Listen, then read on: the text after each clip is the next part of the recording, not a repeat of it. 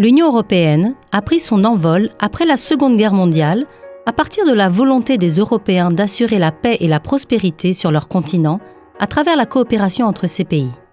Depuis lors, cette coopération n'a cessé de s'approfondir pour arriver à une construction unique dans le monde qui compte actuellement 28 États et 500 millions d'habitants. Aujourd'hui, les citoyens européens peuvent circuler librement à l'intérieur de l'Union, partagent une monnaie unique dans plusieurs de ces pays et bénéficient d'une solidarité entre régions riches et régions moins favorisées. Cette même solidarité s'exprime dans la coopération au développement entre l'Union européenne et les pays partenaires. L'Union européenne est présente en Haïti à travers sa délégation qui appuie le développement du pays en partenariat avec le gouvernement haïtien dont l'ordonnateur national demeure, dans le cadre de cette coopération, le représentant. La coopération entre l'Union européenne et Haïti a commencé il y a plus d'une dizaine d'années et elle s'inscrit dans le cadre de l'accord de Cotonou, signé en 2000, qui gouverne quelque part les relations en ce qui concerne la coopération et le développement entre l'Union européenne et les 79 pays de l'Afrique, des Caraïbes et du Pacifique, dont la République d'Haïti. La coopération est très riche, elle est multidimensionnelle et elle couvre tout un ensemble de secteurs. Nous pouvons parler de l'aide humanitaire, la reconstruction, les logements, les transports, l'agriculture, le développement durable et rural, la bonne gouvernance, l'éducation et aussi les activités liées à la société civile et au commerce. L'ordonnateur national est le représentant direct des pouvoirs publics nationaux dans le cadre de tous les accords de partenariat signés avec l'Union européenne. L'ordonnateur national assure la mise en œuvre de l'accord de Cotonou et de tous les autres conventions de financement signées avec l'Union européenne. Dans le cadre d'Haïti, la coopération avec l'UE suit des principes fondamentaux de l'égalité des partenaires. C'est ainsi qu'Haïti, en toute souveraineté, détermine et définit les programmes exécutés dans le cadre de cette coopération.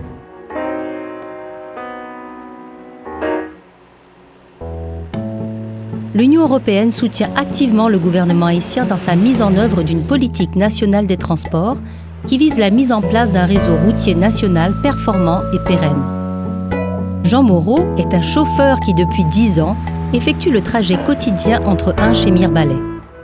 Avec son camion aux couleurs vives, il prend plaisir à conduire sur la route nationale numéro 3, réhabilitée par l'Union européenne et qui a contribué à désenclaver la région. Moi, c'est Petit Maître Jean Moreau. Moi, dans son profession. Moi, j'ai un chemin automatique, tout bagaille. Moi, j'ai fait un petit transport bœuf pour mal porter Mariani, Kafou. Avant, même, ou qu'a fait 2 ou 3 jours pour arriver. La machine ne travaille plus bien. La route n'a pas trop faite, avant pour mourir par au prince. Je fais 3 jours dans la route, je ne vais pas arriver. Je passe en pile misère. Je rencontre avec la boue, mauvais choc. Pour n'y a pas de ça. Oui, cette prestation dérapée. Pour qu'on te prenne là.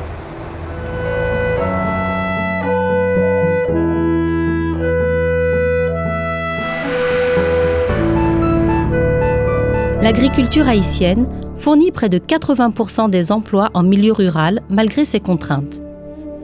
Ce secteur est soutenu par l'Union européenne et ses partenaires qui aident les paysans à améliorer leur productivité et à augmenter la disponibilité en nourriture de qualité, élément clé de la sécurité alimentaire. Pour Bélisaire, un cultivateur de la localité de Papaye, l'introduction des lacs collinaires, grâce à l'expertise de l'Agence française de développement et l'appui financier de l'Union européenne, lui permet d'irriguer plus facilement ses légumes qu'il écoule sur les marchés de la place, augmentant ainsi ses revenus. Et souhaitez-nous bienvenue dans le jardin paysan après-midi. Moi, je m'appelle Bélisaire Ecclésias. C'est chaque jour que nous arrosons ici, mais ce n'est pas moyen lac là, et puis pas moyen pop que nous gagnons. Et pop là, nous gagnons une ligne secondaire PVC qui sortit dans le lac là, et puis chaque côté nous arrivons, nous gagnons une attente pour les paysans qui arrosent. Les pas de lac là, c'est celle-là que nous avons. La pluie a tombé dans mars avril, il a passé 2 mois, 3 mois, il y a un cyclone et puis il va tomber encore sécheresse. Et puis nous perdons déjà jardin, nous n'avons aucun récolte. Mais pas moyen, lac la collière, c'est nous-mêmes qui contrôlons qui les jardins nous besoin de l'eau, qui les n'a pas, qui les n'a récolté, c'est quelque chose. Nous préparons semences tout. Nous préparons semences berrichane, nous préparons tomates, nous préparons piment pour avoir aussi bien. Et pour nous, ça nous a produit. Les légumes lui-même, Depuis sous plaque bande, on commence à vendre petits pieds sous table. Dans un mois, 2 mois, on commence à manger.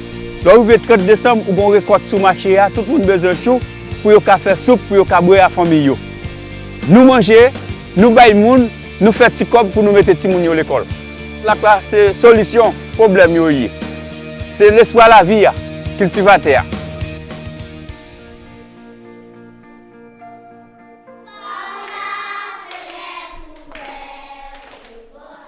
L'éducation de base représente un pilier essentiel du progrès économique et social.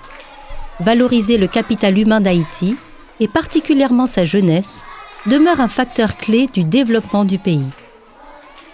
À l'EFACAP Anténor Firmin de Hinche, Love est une écolière de classe primaire qui aime se rendre à son école réhabilitée par le parquet, le programme d'appui au renforcement de la qualité de l'éducation, supporté par l'Union européenne.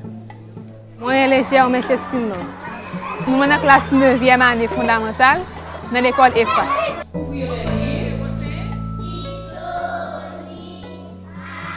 Avec les manuels reçus dans le cadre du parquet, Love apprend chaque jour de nouvelles matières dispensées par des professeurs qui bénéficient eux aussi du volet de formation des maîtres de ce programme, mis en œuvre en coordination avec le ministère de l'Éducation nationale et de la formation professionnelle haïtien. Notre école s'est acheté livres pour servir, mais nous-mêmes, nous avons nos livres, nous louons nos livres. Après, nous faisons une année pour nous payer les livres. C'est avant ça que nous jouons dans l'école. L'école là, moi, j'aime l'empire. Il y a un bon professeur, bon cadrement. C'est une plus meilleure l'école qui est gagnée dans la ville. Les plus belles. Plus large, très spacieux. Dans la classe, il y a un grand espace pour tout le monde jouer. Et puis, il y a une belle banque pour chita, belle table. Pour mettre ça, pour mettre. J'ai bien ça l'informatique pour faire des recherches. Nous travaillons sur Word, nous pouvons naviguer encore sur Internet. En l'aide de parquet, nous pouvons jouer une petite bagaille ça.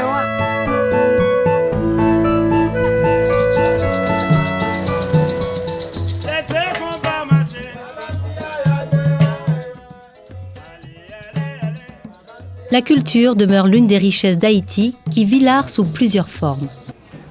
Cette créativité culturelle est mise chaque année à l'honneur lors du Grand Festival de l'Amitié, supporté par Arcade, le programme de l'Union européenne d'appui à la culture, qui, tout en appuyant la politique sectorielle du ministère de la Culture, soutient un grand nombre d'initiatives culturelles dans des domaines diversifiés tels que la peinture, l'art numérique, la musique ou encore la danse. Je ne m'attendais pas à voir ce résultat-là par rapport aux danseurs. Il y en a qui pratiquent la danse traditionnelle, mais il y en a aussi qui n'ont jamais dansé.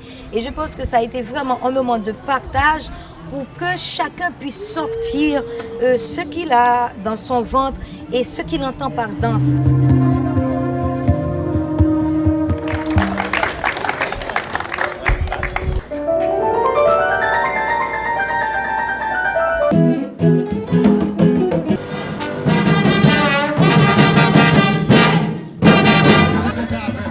Jacmel, Jouvens, âgé de 13 ans, apprend depuis quelques années à faire de l'artisanat et à créer avec du papier mâché dans le cadre du programme Création artistique pour les enfants, également appuyé par Arcade.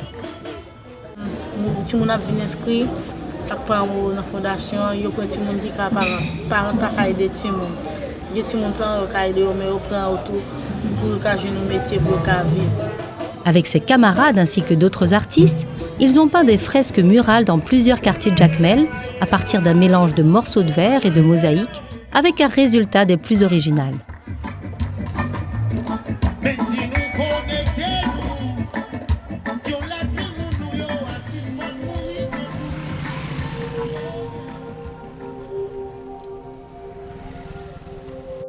Promouvoir le développement solidaire entre Haïti et la République dominicaine est l'un des principaux objectifs du programme binational de l'Union européenne, mis en œuvre en coordination avec le ministère du Commerce et de l'Industrie, dont la construction du marché binational est l'un des éléments clés. Marchant à Ouanamint, Daniel s'attend déjà aux retombées de la mise en place de ce marché qui permettra, selon lui, d'augmenter les échanges commerciaux entre les deux pays. Il faut le développement économiquement et soulager la zone communautaire. On va jouer un mototaxi, à soulager parce qu'il y a plus de transactions et tout au niveau l'État tout, à entrer plus tout parce que les étrangers vont venir acheter Et après, c'est ça le marché, c'est ça qui a un marché touriste. Marie-Marthe est une marchande à la frontière qui espère de son côté pouvoir offrir ses produits dans un cadre mieux approprié et améliorer son commerce. Nous avons un marché libre pour nous virer gens nous voulons. Et nous avons un marché qui est bien grand, qui a un grand espace.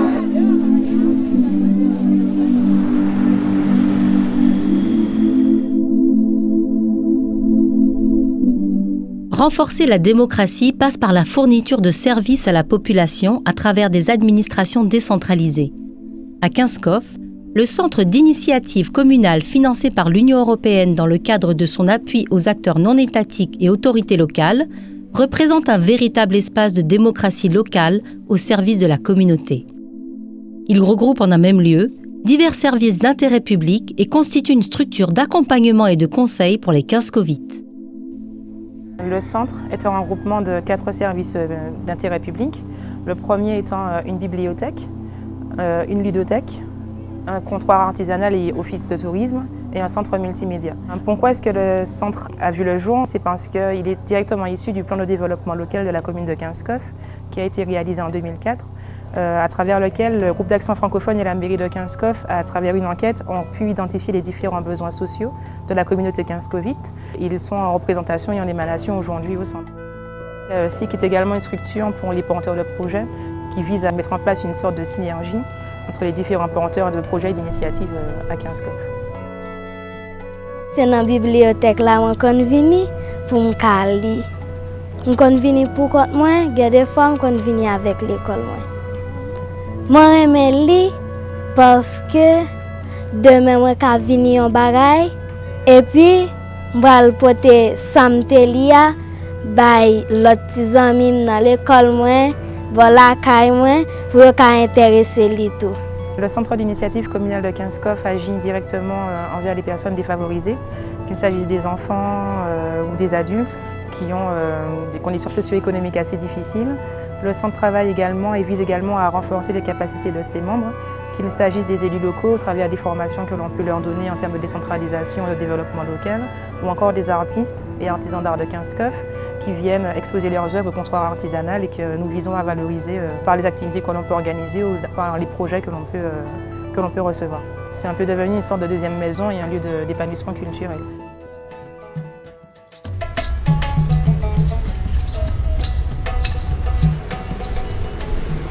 Une société civile forte est un élément clé pour renforcer la démocratie.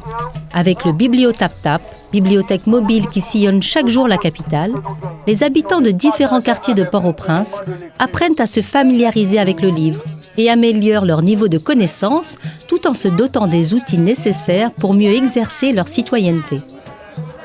Vous savez aussi qu'en Haïti, on n'a pas beaucoup de bibliothèques. Il y a la Bibliothèque nationale, il y a DML, il y a des petites bibliothèques, mais des bibliothèques pour les gens, vraiment, on n'a pas ça. Permettre aux gens de venir lire sans qu'ils paient rien du tout, ça c'est quelque chose de génial. Alors ce que l'on veut faire avec le BTT, le BiblioTapTap, c'est de donner aux autres, donner à toute la population de Port-au-Prince l'envie de lire, l'envie de faire la lecture et de leur montrer l'importance du livre et de la lecture. Pour Anita, une jeune mère de famille, le BiblioTapTap représente un excellent moyen pour ses enfants d'apprendre et de s'éduquer tout en s'amusant. Moi, je suis dans les Marvens, à peine ma machine à monter dans les couilles, mami. Mes machines bibliothèque là, BM, mais je m'allais pour mal faire lecture. Et puis, je suis 3 petits monde parce que depuis pas m'intéresser, je connais petit monde à petit monde. Toujours intéressé, les où petit monde font bagaille. Sont belles programmes liés, sont belles activités liées. Parce que parfois, moi pas de temps moi-même maman, si mon nom, moi pas de temps pour me faire activité ça avec elle. Parfois l'école et tout pas fait genre des activités ça pour yo. Pendant ce temps programme tap bibliothèque en venir. Gen de bail si mon nom pas connaît, l'elle venir, les moi-même me déplacer avec elle comme maman, moi choisir le livre pour lire. Après ça gen monde qui l'a disponible. Demain, c'est de mon côté. Ce n'est pas rapport avec Conliu qui a fait un travail. Ce n'est pas rapport avec Conliu qui a fait intégrer dans la société. Il n'est pas exclu, il est inclus dans la société. Il est important que pour tout le monde, tout jeune, même si vous n'êtes pas à l'école, mais de vous capable de une possibilité pour apprendre à apprendre à écrire, ce n'est pas une question de classe. C'est pas question de philo, retenue. C'est pas ça qui est important. C'est battre pour qu'on ait dans une capable d'utiliser tout et utiliser la société.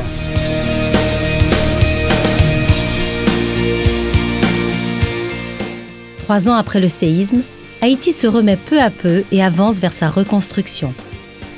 Dans le quartier de Tissours à Carrefour, les populations ont au fur et à mesure vidé les camps pour regagner leurs maisons reconstruites selon des normes plus sécuritaires avec l'appui d'ECHO, l'Office de l'aide humanitaire et de protection civile de l'Union européenne et l'organisation Care Haiti dans le cadre d'un programme de réhabilitation de logements. Retrofit lui-même son programme de renforcement structurel des maisons. Ça veut dire qu'on a été construit déjà. Kaisa, après séisme, il vient subir des dommages. Tout élément structurel qui demandait dans Kaisa, on limité. Dans le premier temps, nous avons fait un essai avec 10 cailles. Après phase ça, nous avons gagné une deuxième phase. Tout de suite après, nous avons gagné une autre phase qui c'est 250 cailles que l'Union européenne, à travers ECHO, vient financer. Avec ses 3 enfants, Charlotte est l'une des bénéficiaires de ce projet qui lui a permis de trouver un toit pour elle et sa famille dans un cadre, dit-elle, beaucoup plus sécurisé. Je fais 1 an à Briand. Si je suis à peine 1 an, les tremblements de terre passé, je suis mal vivre en bas. Je suis prié, bon Dieu, je me dis, bon Dieu, fais-moi un côté pour me dormir. Parce que quand je suis enfermé, je suis écrasé. Bon Dieu fait rêve moi en réalité.